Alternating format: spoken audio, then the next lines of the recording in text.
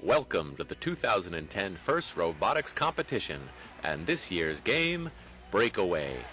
Breakaway is played on a 27 by 54 foot field. Alliances of 3 teams each operate their robots from behind alliance walls at the ends of the field. 2 bumps extend across the width of the field and divide it into 3 zones. A tower extends upwards from the center of each bump, and a tunnel under each tower forms a passage between the zones. Robots play breakaway with standard soccer balls. The objective is to score points by kicking or rolling balls through the goals at your end of the field. Robots can use their cameras to track the vision targets above each goal, allowing them to target the goals from almost anywhere on the field. Each alliance starts with one of their robots in each zone on their side of the field. 1 ball is placed in the zone closest to their goal, 2 balls go in the middle zone, and 3 balls go in the zone at the far end of the field. The match starts with a 15-second autonomous period. During this period, robots try to shoot balls into their goals. After they take their shots, they move out of the way to avoid blocking their partners. This requires coordination between all members of the alliance. At the end of the autonomous period, human drivers step forward to take the controls.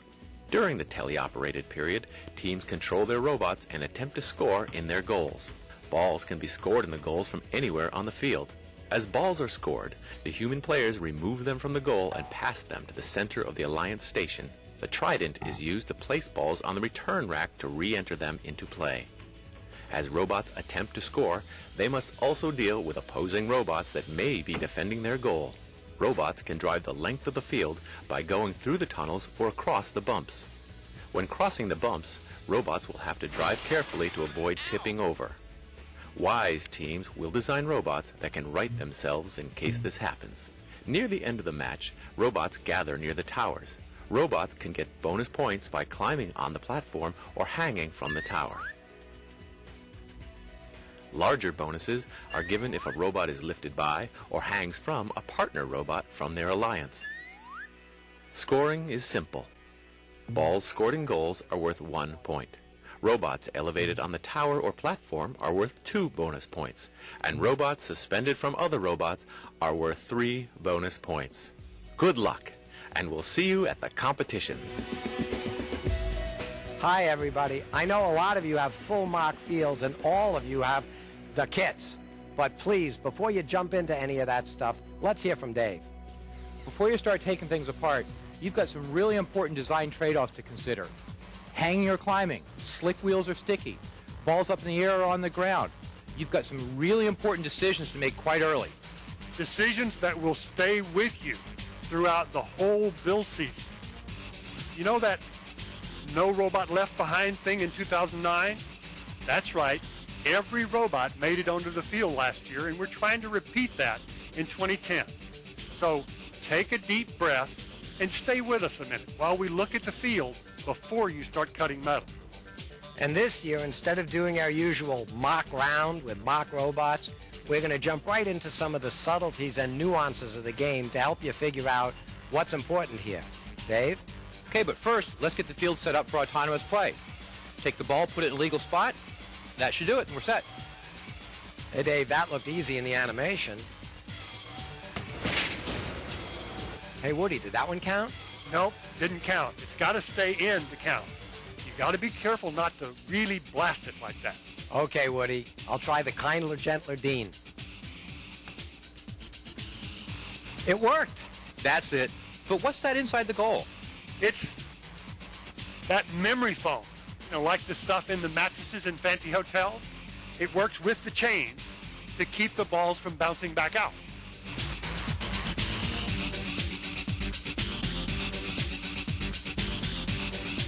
Hey, that looks like an ordinary soccer ball. It is. It's a standard issue, size 5. Oops. Blue just lost control of that ball. It rolled all the way into the red end.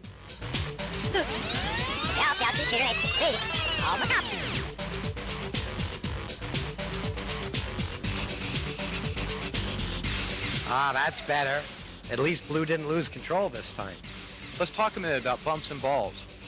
Getting some subtleties like loft or backspin when you kick is easy with your foot, but getting a machine to do it takes some real engineering. Yep, there are a lot of techniques for kicking a ball, and every one of them will produce a different result. That's 1 point for Dean. Let's see what I can do from back here.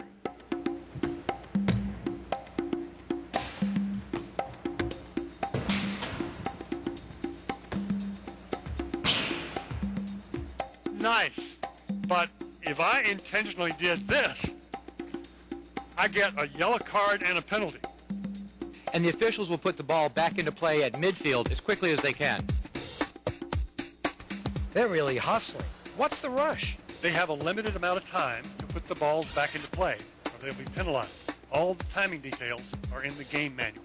It looks like the Trident handler is going to be the bottleneck in the process. I'll bet the robots are going to be able to score a lot faster than the human players can return the balls. So most of the time, some of the balls will not be on the field. That is probably important. The robots better make every shot count. Okay, let's get a look at these robots. Hey, isn't that a new gate? Yeah, it's there because we never want to see anybody carrying a robot over bumps. In fact, isn't that prohibited? Yes, it is too dangerous. The first offense gets you a yellow card, the second a red card.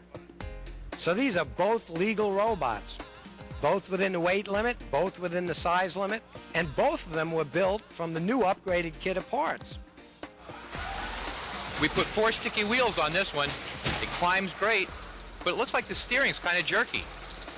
Yep, this setup may be pretty tough to aim using the vision algorithm in autonomous. It might even be hard to aim in teleop. So this is a short bot with slick wheels. Let's see how it does.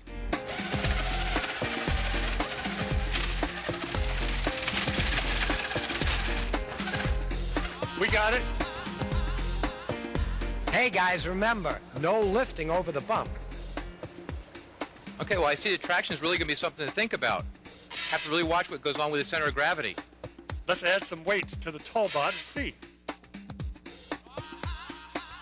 And that was only 10 pounds. That's clever. It's even legal. It won't let the ball get too far under the bot, but it still allows the robot to deal with the bumps on the field. There are a lot of ways to do that.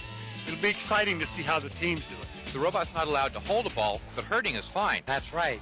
The robot can only possess one ball at a time. That's not legal. Aside from potentially damaging your wiring if the ball landed on top of it, the robot is carrying the ball. That gets you a penalty. That camera view is great for lining up on the center line. But that one is mounted too low to see the target. So let's see how tough these robots really are. But wait a minute, Dave, this makes no sense. Both robots have blue bumpers, same color, same alliance, right? No problem. This year, teams can switch their bumper color very quickly. Okay, Kate, let her rip.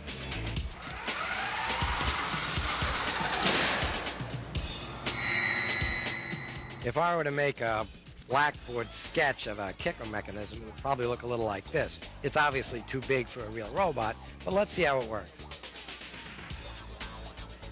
Okay, let's find out. Whoa! Now, clearly kickers can have a lot of energy in them this year, so it's clear we got to be really careful. Yeah, and it's not just that energy. They deliver that energy so quickly, it's a huge amount of power. In fact, Steve, one of the ways to make that clear is to dry fire this mechanism. Ooh. And it's very clear that unless you're careful, you can hurt your robot and or people. And that's the point to remember. Let's see what would happen without that rule. That would be bad. Wow. Good thing we're almost done here. Let's see how the end game might look. 2-point bonus. That's 2 more. And that robot is touching only its alliance partner. It qualifies for 3 points. They're up to 5 points. And there's plenty of room up here for another robot. Nice job. But we're not done until we remove the robots from the tower. We've got a lot of weight, bad leverage, and sharp stuff to deal with here, so let's be careful.